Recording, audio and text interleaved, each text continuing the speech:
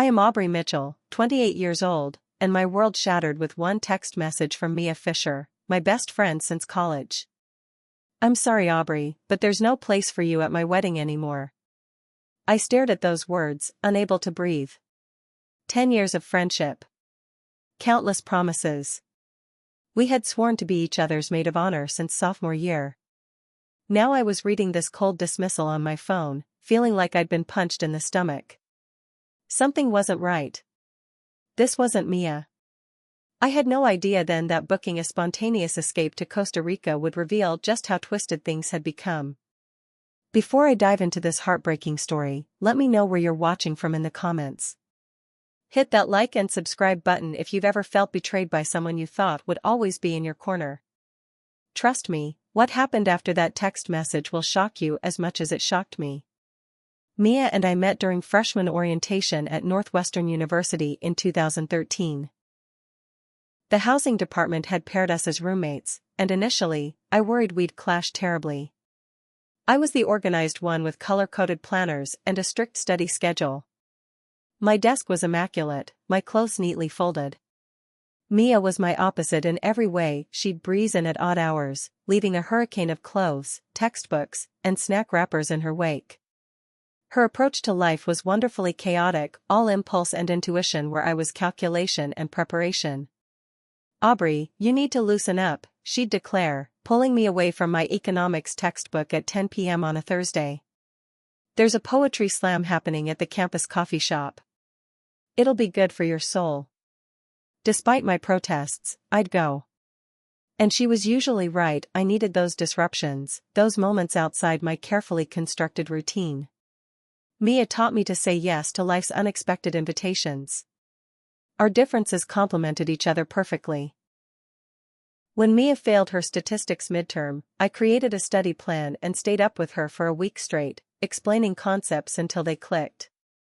When my first serious boyfriend broke up with me before Christmas break, Mia organized an impromptu girls' night, complete with ice cream, terrible rom-coms, and shoulder to cry on. Men are temporary, but we're forever, she promised, passing me another tissue. When we're old ladies, we'll laugh about these losers who didn't deserve us. Sophomore year cemented our friendship. Mia invited me into her vibrant social circle, introducing me to people who remain friends to this day: Tyler Bennett, the film major with an encyclopedic knowledge of obscure movies, Jessica Hudson, the pre-med student who somehow managed to party and maintain a 4.0 GPA, and Connor Wilson, the laid-back philosophy major who could turn any conversation profound after midnight. I became more confident around them, less afraid to speak up or suggest plans.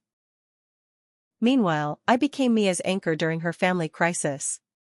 Her parents announced their divorce that October, and Mia spiraled. She missed classes, stopped eating regularly, and cried herself to sleep many nights. I made sure she got up for important lectures, brought her food from the dining hall, and sat with her during those dark moments. I don't know what I'd do without you, Aubrey, she whispered one night. You're the sister I never had. During our junior year, we moved off campus together into a tiny apartment with questionable heating but an incredible view of Lake Michigan. We'd drink cheap wine on our balcony, dreaming about our futures. Mia wanted to work in public relations, dazzling clients with her natural charisma. I planned to conquer the marketing world with strategic campaigns and data-driven decisions. When you get married, Mia declared during one of these wine nights, I'll give the most embarrassing, heartfelt maid of honor speech ever. Everyone will be crying and laughing. Not if I'm your maid of honor first, I countered. I'll set the bar so high you'll never be able to top it. We sealed this promise with another glass of wine and never questioned it would happen exactly that way. After graduation, maintaining our friendship required more effort. I accepted a position at a marketing agency in Boston, while Mia stayed in Chicago working for a boutique PR firm. We established rituals to keep our connection strong: monthly video calls that lasted for hours, text threads that never seemed to end, and an annual vacation tradition where we'd explore somewhere new together. During one of our trips to Nashville in 2022, Mia couldn't stop talking about someone new in her life: Derek Walton. They'd met at a charity gala she was coordinating. He was handsome, successful, and completely smitten with her. "He's different from anyone I've ever dated," she gushed. "He's so sure about everything. Knows exactly what he wants and goes after it." I was happy for her, truly. But something in the way she described him gave me pause. The examples she shared, him ordering for her at restaurants because he knew what she'd like, or him helping her redesign her wardrobe, triggered small warnings in my mind. "He sounds decisive," I said carefully. "Just make sure you're still making your own choices too." Mia laughed it off. "Oh, Aubrey, always the cautious one. Derek values my independence. He just likes taking care of me." I pushed my concerns aside. Who was I to judge her relationship from a few anecdotes? Besides, Mia seemed genuinely happy. When Derek proposed 8 months later, Mia called me immediately, her voice pitched with excitement. I squealed appropriately, asked for every detail of the proposal, and listened as she described the cushion-cut diamond that now adorned her finger. "Aubrey," she said, suddenly serious. "You know you're going to be my maid of honor, right?" That was never even a question. My heart swelled. Despite the distance, despite our busy lives pulling us in different directions, our promise remained intact. I wouldn't have it any other way, I assured her. I'd been preparing for this since college. Little did I know that accepting this role would reveal cracks in our friendship foundation that had been forming since Derek entered the picture, cracks that would eventually shatter everything we had built over a decade. The wedding was set for June 15, 2024, giving us just over a year to plan. I threw myself into maid of honor duties with the same dedication I applied to my marketing campaigns. I created comprehensive spreadsheets tracking vendors, costs, and timelines. I researched Chicago's top wedding venues and compiled detailed comparisons. My apartment became a makeshift wedding command center, with Pinterest boards, fabric swatches, and bridal magazines covering every surface. Despite my demanding job, I was managing major accounts and regularly working 60-hour weeks. I flew to Chicago 3 times in the first 4 months of planning. The first trip was for venue visits, where we toured 5 locations in 2 days. I took meticulous notes and photos, asking practical questions about capacity, catering restrictions, and hidden fees while Mia envisioned herself walking down various aisles. "You're so good at this," she praised as we collapsed in her apartment after the second day. I would have just picked the first pretty place without thinking about any of the details. The second trip was for dress shopping. I arranged appointments at 4 boutiques, bringing champagne and snacks to make the experience special. When Mia emerged in the dress, an elegant off-shoulder gown with vintage lace, tears sprang to my eyes. "That's it," I whispered. "That's your dress." The third trip was for menu tastings and cake selection. Everything seemed to be progressing smoothly, but I noticed subtle shifts in Mia's behavior. She was checking her phone constantly, texting updates to Derek about every decision. Several times she hesitated to make choices without consulting him first. "Do you think Derek will like this flavor?" she asked, fork hovering over a perfectly good slice of raspberry champagne cake.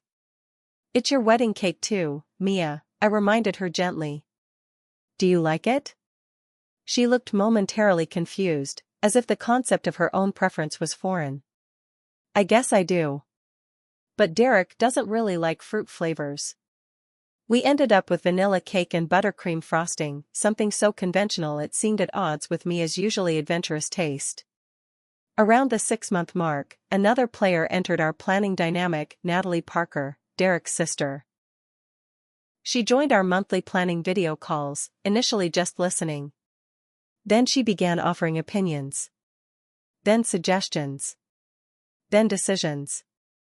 Actually, Natalie interrupted during a discussion about bridesmaids' dresses. Derek and I were thinking navy would be better than the sage green Mia and Aubrey selected. "It's more sophisticated." I waited for Mia to defend our choice, the one she had been excited about for weeks, but instead, she nodded eagerly. "Navy does make more sense with the venue," Mia agreed, not meeting my eyes. "Let's switch to navy." This pattern repeated with increasing frequency. The rustic centerpieces we'd designed became formal candelabras. The acoustic string quartet became a traditional piano player. The signature cocktails were scrapped entirely because Natalie thought they were too casual for a Walton event. I tried discussing this with Mia privately, calling her one evening after a particularly frustrating planning session. "Hey, I wanted to check in," I began carefully. "It seems like a lot of our original ideas are changing. Are you still happy with the direction everything's going?" "Of course." Mia's response came too quickly. "Natalie has great taste, and she's planned tons of events for her firm. Plus, Derek's parents are contributing financially, so it makes sense to consider their preferences." "I understand that," I said. "I just want to make sure it still feels like your wedding, not someone else's."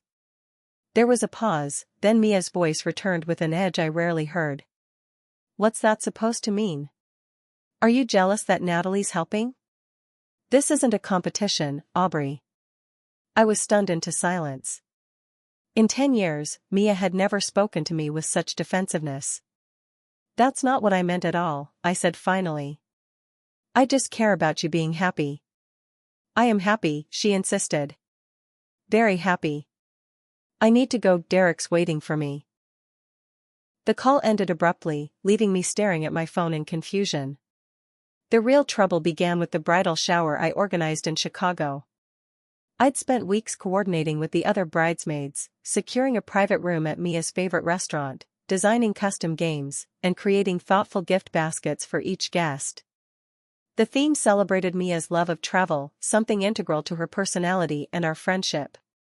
When Natalie arrived, her disapproval was immediate and obvious. She circled the room with narrowed eyes, adjusting decorations and commenting loudly about amateur planning and missed opportunities. During my welcome speech, she checked her phone conspicuously. When we played the newlywed game I'd created, she interrupted with corrections about Derek's preferences. "Actually," she announced, "Derek hates Italian food. He would never pick that for a final meal." Whoever made these questions clearly doesn't know him well. The questions had come directly from Mia. I expected Mia to step in, to defend me or at least acknowledge the tension, but she seemed to shrink beside Natalie, laughing nervously and deferring to her at every turn. By the end of the shower, I felt like a stranger at an event I had organized.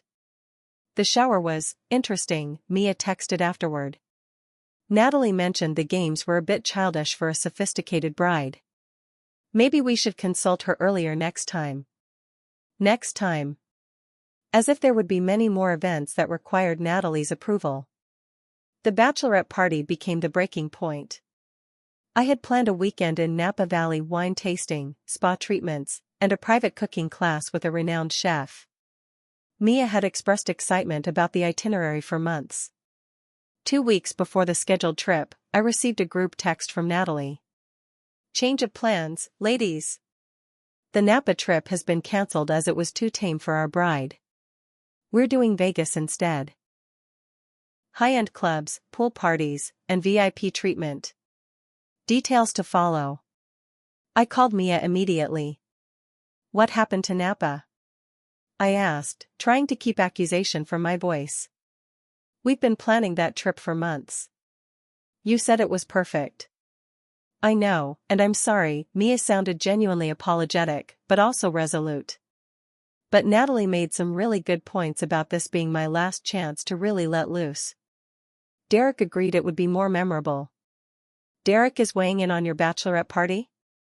I couldn't hide my disbelief. "He just wants me to have the best experience," Mia defended. "Anyway, it's all set. Natalie has connections at the top clubs." I swallowed my hurt and began adjusting my schedule for Vegas instead. 3 days later, Natalie sent out the final itinerary and hotel arrangements. My name wasn't on either. When I called Mia about the omission, she sounded flustered. "Oh, Natalie must have made a mistake. I'll have her fix it." The fix never came. Instead, I received a text from Mia the next day. "Natalie thinks it might be better if you sit this one out. There's some tension between you two, and she wants this weekend to be drama-free. I'm sure you understand. We'll celebrate together another time." I did not understand. How had I become the source of drama in a friendship that had been solid for a decade? How was I being pushed out of wedding events I was supposed to be leading as maid of honor? I tried calling Mia multiple times that week. She never picked up. Social media told the story instead. Posts from the Vegas Bachelorette showed Mia, Natalie, and the other bridesmaids living it up in VIP sections of exclusive clubs. In every photo, Natalie was positioned next to Mia, while other longtime friends were relegated to the periphery. Mia looked happy but somehow diminished, checking for approval before joyfulness. I sent a final text, "I miss my friend. Can we please talk about what's happening?" She responded hours later, "Everything's fine. You're overthinking this. I'm just really busy with final wedding details." The distance between us had never felt so vast, and I had no idea how to bridge it. May 17th began like any other Friday. I arrived at the office early to finalize a presentation for one of our biggest clients. The campaign had consumed my life for weeks, but I was proud of the strategy I'd developed. Despite the growing tension with Mia, I'd managed to channel my anxiety into work productivity. My team was counting on me, and delivering results provided a sense of control I desperately needed. I was reviewing my slides one last time when my phone buzzed at 10:17 a.m. Mia's name appeared on the screen. My heart lifted momentarily. Maybe she was finally reaching out to clear the air before the wedding, now just 3 weeks away. The message preview showed only the beginning. "I'm sorry, Aubrey, but there's no place for you." I opened it with trembling fingers, and read the full message. "I'm sorry, Aubrey, but there's no place for you at my wedding anymore. This isn't working. You've been unsupportive and difficult throughout the planning process, constantly questioning my choices and clashing with Derek's family. I need people who truly support my relationship and new life. Natalie will be taking over as maid of honor. Please don't contact me or attend any wedding events. I think we've grown apart, and it's best to accept that some friendships aren't meant to last forever." The conference room suddenly felt airless. I read the message again, then a third time, certain I must be misunderstanding. This couldn't be real. This wasn't Mia, not the Mia who had held me through heartbreaks and celebrated my victories. Not the Mia who knew my fears and dreams better than anyone. I tried calling immediately. Straight to voicemail. I called again. Same result. I sent a bewildered response. "Mia, what are you talking about? This isn't like you. Please talk to me. Whatever's wrong, we can fix it." No response. I excused myself from the office, claiming a migraine. In a daze, I drove home and spent the afternoon alternating between crying and frantically trying to reach Mia. Nothing worked. Finally, I reached out to our mutual friend Tyler. "Do you know what's going on with Mia?" I texted. "She just told me I'm out of the wedding and shouldn't contact her." His response was oddly formal. "I think you should respect Mia's wishes right now. She's made her decision." Something felt very wrong. Tyler had never been so cold or dismissive. I tried Jessica next, and received a similarly distant response. "It's complicated, Aubrey. Maybe give everyone some space." Space? After being unceremoniously cut out of my best friend's wedding with no explanation? I checked Instagram and found something that knocked the wind out of me completely. A photo posted the previous evening of a final wedding party dinner. Everyone was there, all the bridesmaids, Tyler, Derek's friends, and Natalie prominently positioned beside Mia in a spot that should have been mine. The caption read, "The perfect team to celebrate our perfect day." They had all known. They had sat together, eating and laughing, while knowing I was about to be discarded. How long had this been planned? How many conversations had happened behind my back? In a last desperate attempt, I called Mia from a blocked number. To my surprise, she answered. "Hello? Mia, it's me. Please don't hang up. I need to understand what's happening." There was a pause, then Mia's voice came through, sounding rehearsed and flat. "I said everything in my message, Aubrey. I think it's best if we part ways. After 10 years? Without even a conversation? That's not you, Mia. Something else is going on. Is it Derek? Is he behind this? In the background, I heard a male voice, then muffled sounds like a hand covering the phone. When Mia returned, her voice was harder. This is exactly the problem. You've never supported my relationship. You're jealous and can't stand that I'm happy with someone else taking priority in my life. That's not true. I've flown to Chicago multiple times, spent countless hours planning your perfect wedding, defended you when dash. Derek thinks it's best if you don't come to the wedding at all, Mia interrupted coldly. He says you're toxic to our relationship, and I agree. Goodbye, Aubrey. The call ended. I sat in stunned silence, replaying the conversation. The muffled sounds, the sudden change in tone, the talking points that sounded nothing like Mia's natural speech pattern. Derek thinks it's best. Those words echoed in my mind, triggering memories of a dozen small incidents over the past 2 years. Mia canceling plans because Derek thinks it's best if I network at this event instead.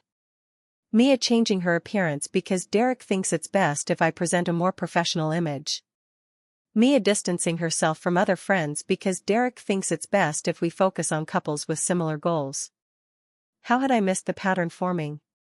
The man wasn't just controlling, he was systematically isolating Mia from everyone who knew and loved the real her. And somehow, I had become the final obstacle to be removed. I scrolled through our text history, finding hundreds of messages spanning a decade.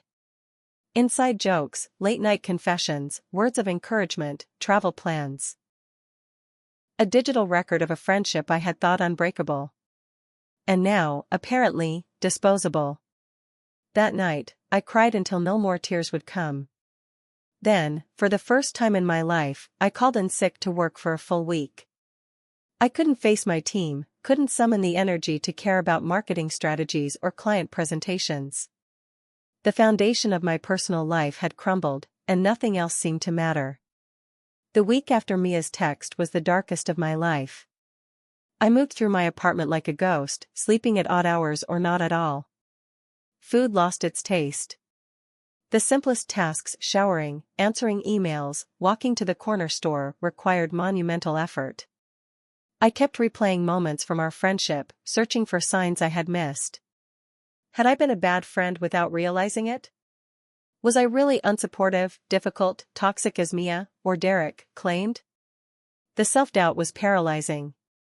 My phone remained painfully silent. No one from our college friend group reached out. People I had considered close friends for a decade had collectively decided I wasn't worth defending or even checking on. The isolation felt deliberate and cruel. When my week of sick leave ended, I dragged myself back to the office, hoping work might provide distraction from the constant ache in my chest. I had barely settled at my desk when my boss requested an update on the presentation I had abandoned. "I'll have it ready by tomorrow," I promised mechanically. "Aubrey," she said, studying my face with concern, "is everything okay? You don't seem like yourself." I nodded stiffly, afraid that any kindness might break the fragile composure I had constructed. "I'm fine. Just fighting a stubborn cold." But I wasn't fine. Throughout the morning, I made careless mistakes, forgot basic information, and nearly sent an unfinished draft to a major client. By afternoon, I found myself staring blankly at my computer screen, unable to remember what I was supposed to be doing. Jessica Hudson, a coworker I was friendly with but not particularly close to, noticed my distress. She stopped by my desk around 3 p.m., coffee in hand. "No offense," she said quietly, "but you look terrible. Do you need to talk?" Something about her direct approach, free from the complicated history clouding my other relationships, broke through my defenses. Before I could stop myself, I was following her to the women's bathroom, where I finally let the walls crumble. Between sobs, I explained the situation, the friendship, the wedding, the text, the silence. Jessica listened without interruption, handing me tissues and blocking the door when other employees approached. When I finished, she shook her head firmly. "Aubrey, this isn't normal friendship behavior. This isn't even normal human behavior. But maybe I did something wrong without realizing it, I whispered. Maybe I was too controlling with the wedding planning or dash. Stop, Jessica interrupted. Listen to yourself. You're being gaslit into thinking this is your fault. From what you've described, this Derek person has been isolating Mia from everyone who cares about her. It's a classic control tactic. Her clarity was startling. But what can I do?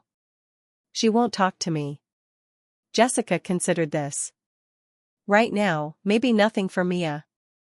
But you need to do something for yourself. When was the last time you took vacation days?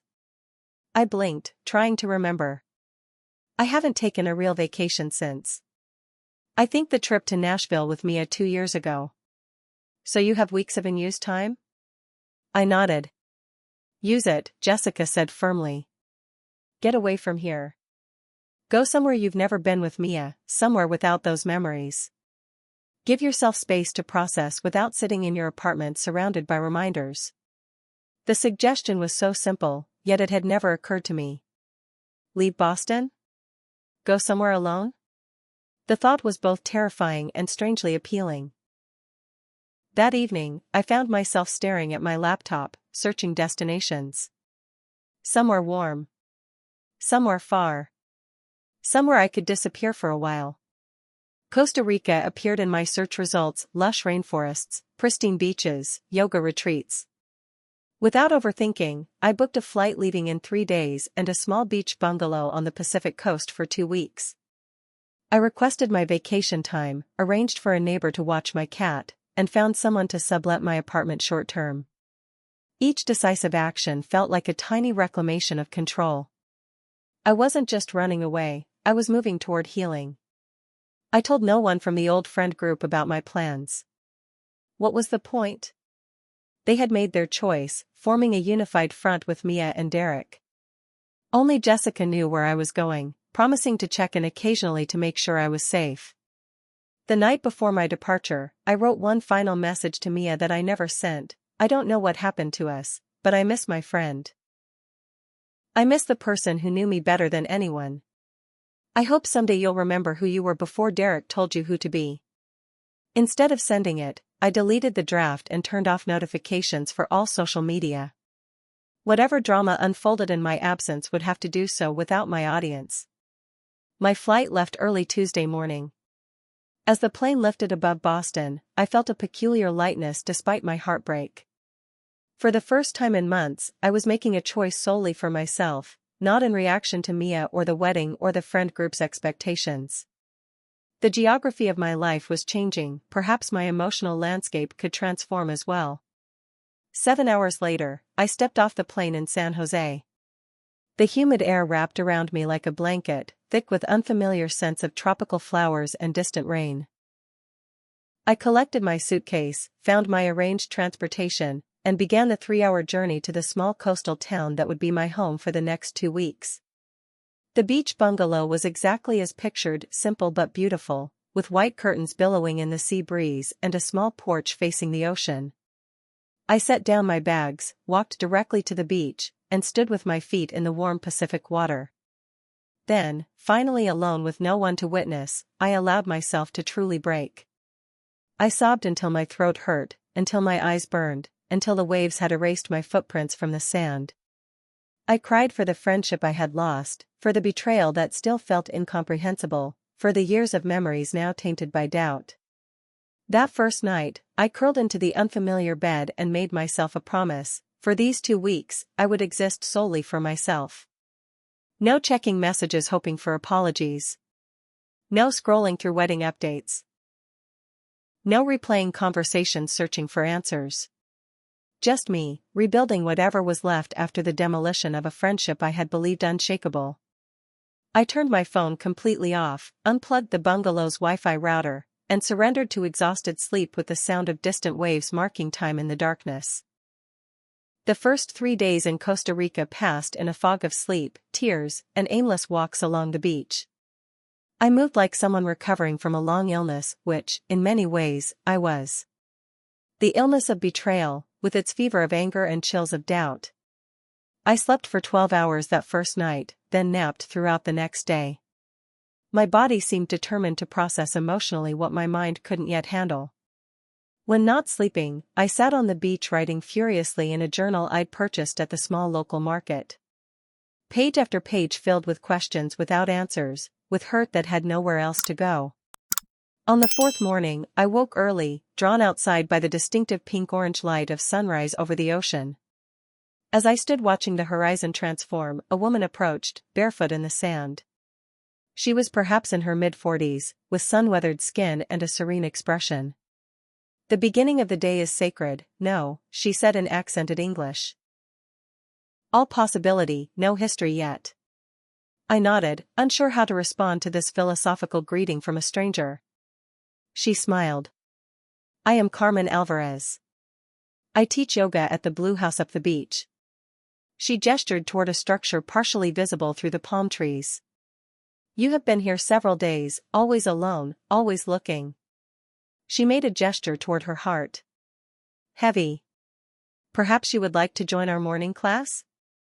Sometimes the body can heal what the mind cannot." My instinct was to decline politely.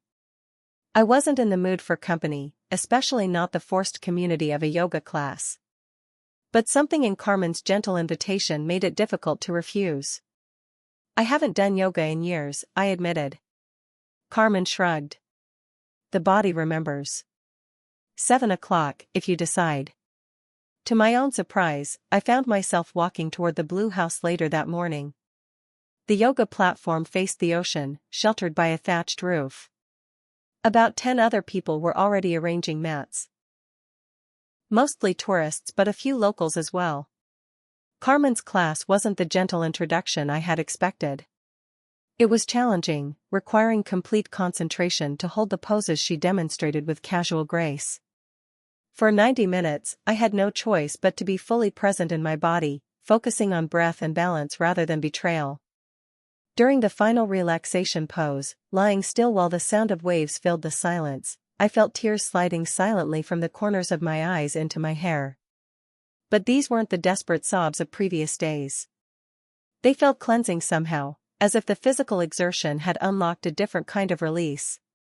After class, a tall man with a camera approached as I was rolling up my borrowed mat. "First time with Carmen?" he asked, his smile easy and undemanding. I nodded. "That obvious?" "She always puts the newcomers in the front row," he said with a laugh. "I'm Kyle Anderson, by the way. Photographer from Seattle, here documenting coastal conservation efforts." "Aubrey Mitchell, marketing executive from Boston," I replied automatically, then added, "though I'm not sure that's who I am anymore." Instead of the awkward response I expected, Kyle nodded thoughtfully. "Costa Rica has that effect. Makes you question all your usual identifiers." We ended up walking back along the beach together, talking with surprising ease. Kyle had been in town for 3 weeks already and knew all the best local spots, which stands had the freshest fruit, which restaurants served authentic rather than tourist-friendly dishes, which trails offered the most spectacular views. "A group of us are having dinner at Maria's tonight," he mentioned as we neared my bungalow. "Nothing fancy, just good food and conversation. You're welcome to join." The invitation hung between us. A week ago, I would have declined immediately. But something had shifted during that yoga class. A tiny crack in the wall I'd built around myself. "Maybe," I said. "What time?" That evening, I found myself at a weathered wooden table under string lights in the courtyard of a small restaurant. Kyle introduced me to his friends Lena Taylor, a kindergarten teacher from Minnesota recently divorced and traveling solo for the first time, and brothers James and Brian Collins from Colorado, taking a year off to surf and volunteer with habitat restoration projects. "Welcome to the island of misfit toys," Lena said warmly, pouring me a glass of local wine. "We all washed up here for different reasons, but the ocean doesn't ask questions." There was something liberating about being with people who knew nothing about me, no history, no expectations, no complicated backstory of friendship and betrayal. I could simply be Aubrey, a woman on vacation, enjoying good food and casual conversation. As plates of grilled fish, plantains, and tropical fruits appeared, the conversation flowed naturally. No one pressed for personal details, yet somehow I found myself sharing bits of my story anyway. I came here because I needed to disappear for a while, I admitted. Someone I trusted completely just cut me out of their life. With a text message, after 10 years.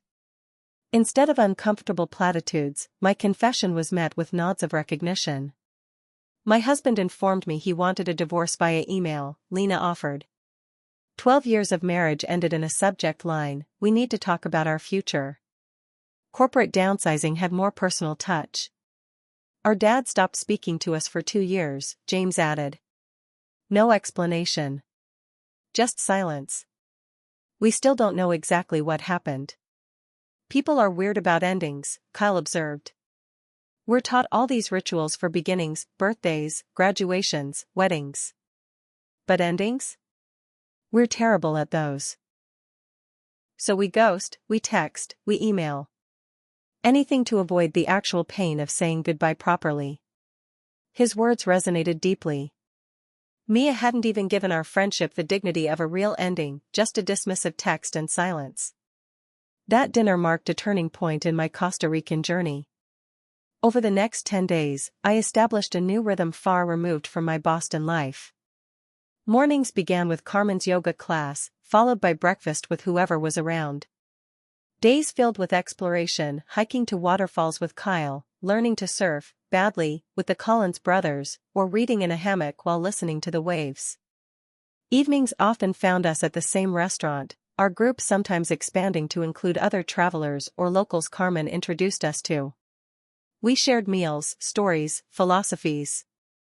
We argued about books and politics and whether pineapple belonged on pizza. It doesn't. We laughed until our sides hurt. During a beach bonfire on my 10th night, our conversation turned deeper. The flames cast flickering shadows across our faces as Kyle suggested a game. Tell us something you've never told anyone else, he proposed. Nothing too traumatic, just something honest.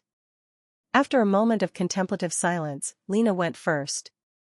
I'm terrified of dating again at 43, she confessed. Not just because of rejection, but because I don't know if I remember how to be myself with someone new. I think I lost myself somewhere in those 12 years of marriage. Brian admitted he was considering abandoning his law school plans despite family pressure. James revealed his fear that his passion for environmental work would never translate into a sustainable career.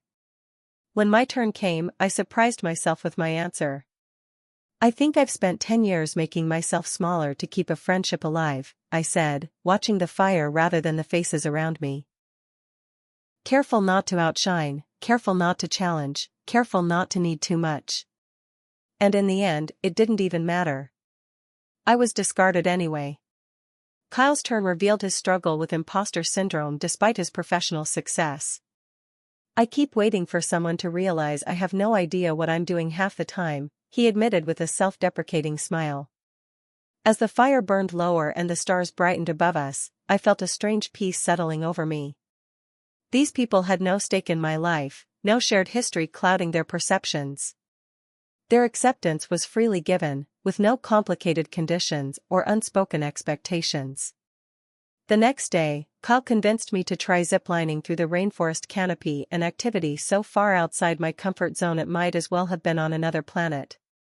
Standing on the first platform, secured by harnesses but still terrifyingly high above the ground, I nearly backed out. You don't have to do this, Kyle assured me, camera hanging around his neck. No judgment. I looked out at the green expanse stretching before me, the cable disappearing into distant foliage. Actually, I think I do have to do this, I replied. For me. The moment of letting go, of stepping off the solid platform into nothing but air and trust in equipment, was pure terror. But then, suddenly, I was flying. Wind rushed past my face as the canopy blurred below me. I was simultaneously completely vulnerable and perfectly safe, moving faster than my fears could follow. I screamed, then laughed, then screamed again. By the final run, I was whooping with genuine joy, arms outstretched like wings. Kyle captured the moment, me suspended between trees, face alight with something I hadn't felt in months, freedom. That night, he showed me the photos he'd taken throughout our adventures. There I was hiking, laughing during dinner, contemplative at sunset. But the ziplining photos struck me most deeply. The progression was visible, from terror to hesitation to exhilaration. "You should see your face here," Kyle said, pointing to the final image. "That's a person remembering who they are." I studied my expression in the photo, flushed cheeks, wide smile, eyes bright with life. When was the last time I had looked so genuinely, unreservedly happy? Not performing happiness for someone else's comfort, not carefully modulating my joy to avoid overshadowing Mia, just purely, selfishly happy? The revelation hit me with unexpected force. I had been living my life on mute. Turning down my own volume to avoid disturbing others. Making myself convenient, undemanding, easy to love but perhaps too easy to dismiss. My last full day in Costa Rica, Carmen invited me for a private meditation session at sunrise. We sat facing the ocean as the first light transformed the horizon from navy to lavender to blazing orange.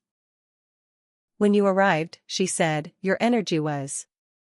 She made a crumpling gesture with her hands. "Now it is different. More open. But there is still fear." I nodded, unsurprised by her perception. "I'm afraid of going back to my real life. Of losing this feeling." Carmen smiled. "This is also your real life, Aubrey. These 2 weeks are not separate from who you are. They are revealing who you have always been when free to be yourself." "How do I keep that when I go back?" "You set intentions," she said simply. "Not just thoughts but commitments to yourself. What are you taking from this place?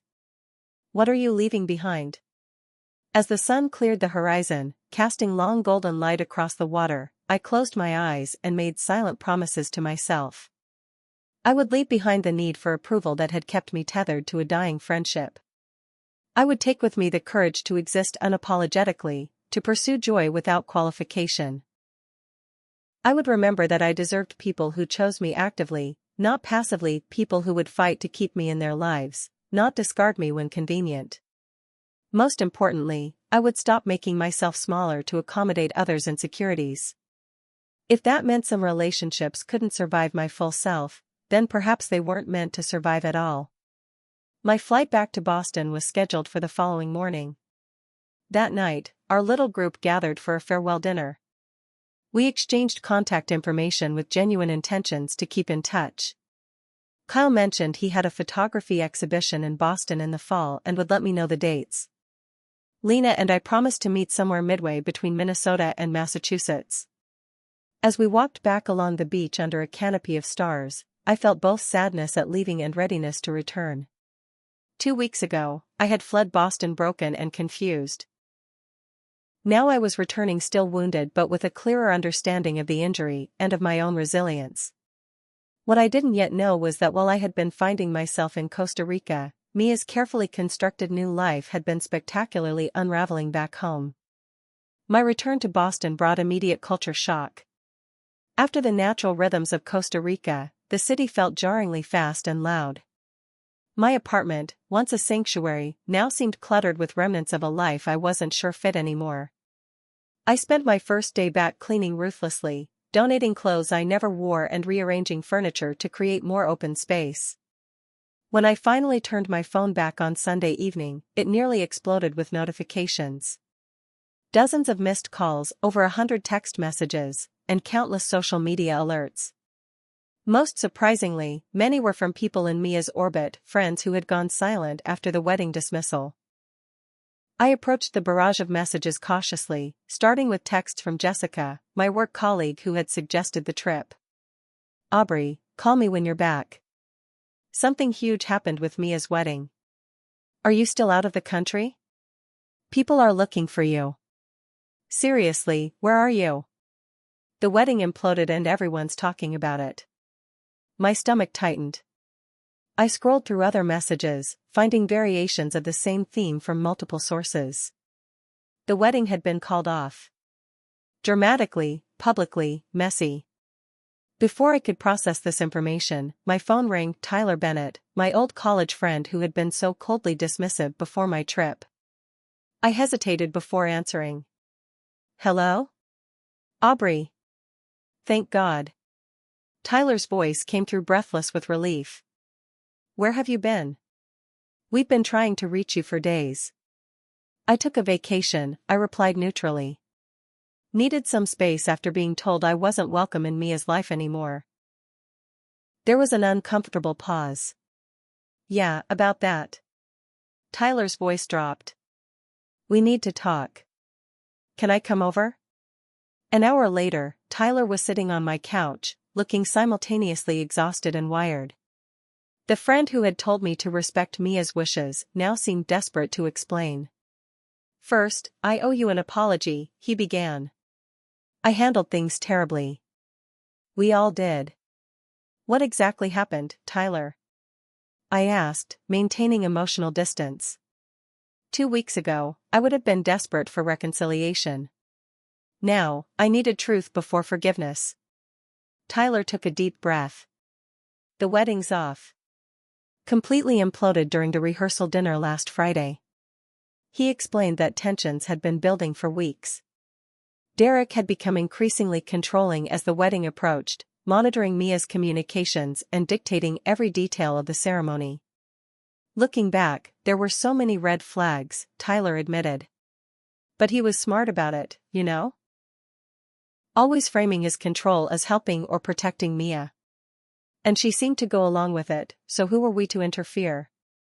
I tried to interfere, I reminded him. I was cut out for it. Tyler nodded, shame evident in his expression. That's the thing, Mia didn't cut you out. Derek did. According to Tyler, Derek had orchestrated my removal methodically. He had first positioned Natalie as an authority on wedding planning, then encouraged her to create conflicts with me. Meanwhile, he had been subtly turning Mia against me, interpreting every suggestion or question I raised as criticism of their relationship. The text you received? Derek wrote it from Mia's phone, Tyler revealed. She didn't even know about it until days later, when she mentioned something about your maid of honor speech and Natalie said you weren't coming. I felt sick. And no one thought to check with me? To confirm I had suddenly abandoned a decade-long friendship? Derek convinced everyone you had become bitter and jealous, Tyler explained. He showed edited screenshots of your conversations that made you look unsupportive. And we. He looked down. We believed it because it was easier than questioning what was happening. The rehearsal dinner became the breaking point. Mia had been increasingly withdrawn, going through wedding motions like an automaton rather than an excited bride. When the wedding planner made a minor mistake with the seating arrangements, Derek publicly berated her with such venom that the room fell silent. It was like watching a mask slip, Tyler said. He was vicious, calling her incompetent, threatening to ruin her business.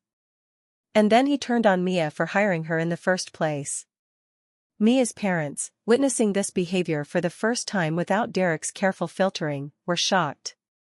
Her father attempted to intervene, which only redirected Derek's anger toward him. That's when Mia finally snapped out of whatever spell she'd been under, Tyler continued. She defended her dad, then the wedding planner, then suddenly she was listing all the ways Derek had controlled and isolated her. It was like once she started, she couldn't stop. The rehearsal dinner descended into chaos. Derek stormed out, followed by his family. Mia collapsed in tears, finally confessing to her parents how unhappy and trapped she had felt for months.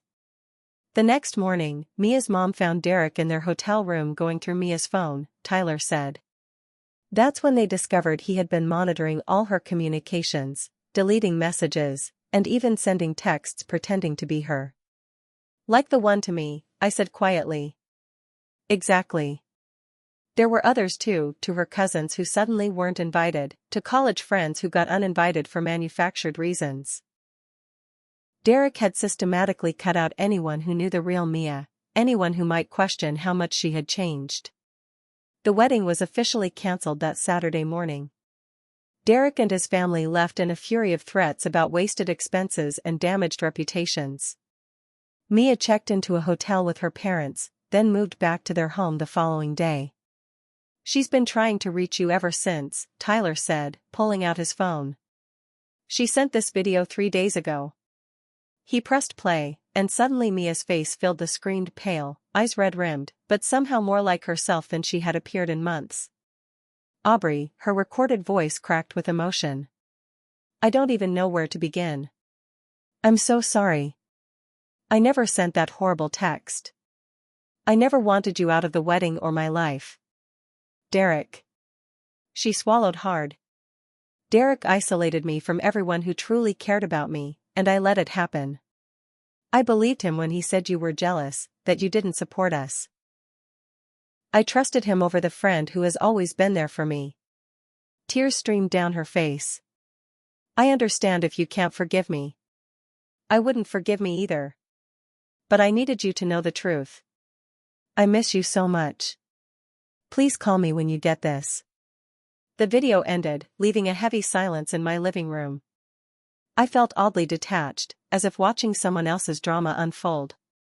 She's back in Chicago with her parents, Tyler added. Getting therapy, trying to understand how she let things get so bad. I nodded, processing everything. Part of me felt vindicated. I hadn't imagined the manipulation, the calculated removal from Mia's life. Another part felt profound sadness for what Mia had experienced. And still another part, the part that had grown stronger in Costa Rica, felt cautious about rushing back into a friendship that had proven so fragile. Thank you for telling me all this, I said finally. I need some time to think about it. Tyler looked surprised. You're not going to call her right away? 2 weeks ago, I would have. I would have rushed to comfort Mia, to assure her everything was fine between us, to slide right back into my familiar supporting role. No, I said firmly. This is a lot to process. I spent 2 weeks healing from being discarded by my best friend. Finding out it wasn't entirely her choice doesn't erase that experience. As Tyler left, promising to let others know I was back and safe, I returned to the balcony of my apartment. The Boston skyline glittered in the distance, beautiful but contained compared to the wild Costa Rican coast that had become my temporary home. I thought about Carmen's parting words to me, remember who you discovered here. That person deserves to live in Boston too. That night, I didn't call Mia. Instead, I messaged Kyle, sending him a photo of my new apartment arrangement with more space for the light to enter. His response came quickly. A sunset shot from that day's location with the caption, "The sky here misses you. But I'm glad you're finding your light there too." I smiled at my phone, feeling the first stirrings of a new possibility, not just for friendship or romance, but for a life assembled according to my own design rather than in response to others' expectations. Mia and I would talk eventually. But first, I needed to honor the woman I had discovered on that distant beach, the one who had learned to stand in her full height without apology. 2 months passed before Mia and I finally met face to face. Summer faded into early autumn, bringing crisp air and transformation to Boston. My life had undergone its own metamorphosis during this time. I had moved to a brighter apartment in Cambridge, accepted a promotion that recognized my strategic contributions rather than just my willingness to work long hours, and established clearer boundaries in all my relationships. The Costa Rica connections remained strong. Lena and I spoke weekly, sharing our parallel journeys of rediscovery. The Collins brothers sent updates from their conservation work, now in Ecuador. And Kyle. Kyle had become something unexpected, a daily presence through texts and occasional calls, a friendship evolving into something neither of us was rushing to define. He was planning to visit Boston in October for his photography exhibition. When Mia texted asking to meet during her trip to Boston, I suggested a small coffee shop near the Charles River, neutral territory with easy escape routes if needed. I arrived early, securing a quiet corner table and ordering a chai latte to steady my nerves. When Mia walked in, I almost didn't recognize her. Gone was the polished, Derek-approved appearance with highlighted hair and designer clothes. She looked more like college Mia. Hair in its natural brown waves, minimal makeup, wearing jeans and a Northwestern sweatshirt I remembered from our dorm days. She hesitated at the door, scanning the room until our eyes met. The moment stretched between us, 10 years of friendship and 3 months of painful separation condensed into a single look. "Hi," she said softly, approaching my table. "Thank you for agreeing to see me." I nodded, gesturing to the empty chair. "How are you?" "Honestly?" Still putting the pieces back together. She settled across from me, hands wrapped around her coffee mug. "I've been in therapy twice a week since everything happened." The conversation started cautiously, with Mia sharing details of her post-Derek recovery. She had moved back to Chicago permanently, staying with her parents initially before finding a small apartment of her own. She had returned to her original PR firm, grateful they had a position available. "The hardest part has been understanding how I let it happen," she admitted. "How I became someone I didn't even recognize." I listened without interrupting, noticing how much more like herself she sounded, her natural animation returning, her thoughts her own rather than careful echoes of someone else's opinions. Finally, she reached the topic we had been circling. "Aubrey, I am so deeply sorry for what happened between us. Not just the text, everything leading up to it. The way I let Derek and Natalie push you out. The way I didn't defend you. The way I forgot who had actually been there for me all along." Her eyes filled with tears. "The worst part is, I can't even say it wasn't me. It was. Even though Derek sent that final text, I had already let him convince me you were the problem. I had already chosen him over you so many times." Her honesty disarmed me. I had prepared for excuses or displacement of blame, not this raw accountability. "Why?" I asked simply. "We were so close for so long. How did he manage to turn you against me so completely?" Mia wiped her eyes. "It happened so gradually I barely noticed. He would question things after you left. Don't you think Aubrey seemed jealous of our happiness? Or, did you notice how Aubrey tried to control the wedding planning? Just little seeds of doubt." She described how Derek isolated her from everyone incrementally, first suggesting she decline group gatherings to spend time with him instead, then monitoring her communications, eventually creating conflicts with friends and family until she relied solely on him and his approved circle. "Classic abusive tactics," she said with painful self-awareness. "And I fell for every one of them because he made me feel special at first, then terrified of losing him later." I listened, feeling echoes of the hurt but also a new understanding of what had transpired. This wasn't just about our friendship. It was about a systematic campaign to control and isolate a woman Derek had targeted. "I'm not telling you this to excuse what happened," Mia continued. "Nothing excuses how I treated you. I just want you to know it wasn't because I stopped caring about you or because our friendship didn't matter. I lost myself, and in the process, I lost the person who knew me best."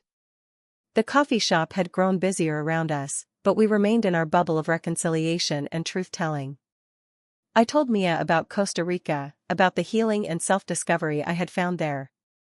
I explained how the distance had helped me recognize patterns in our friendship that hadn't always been healthy, even before Derek.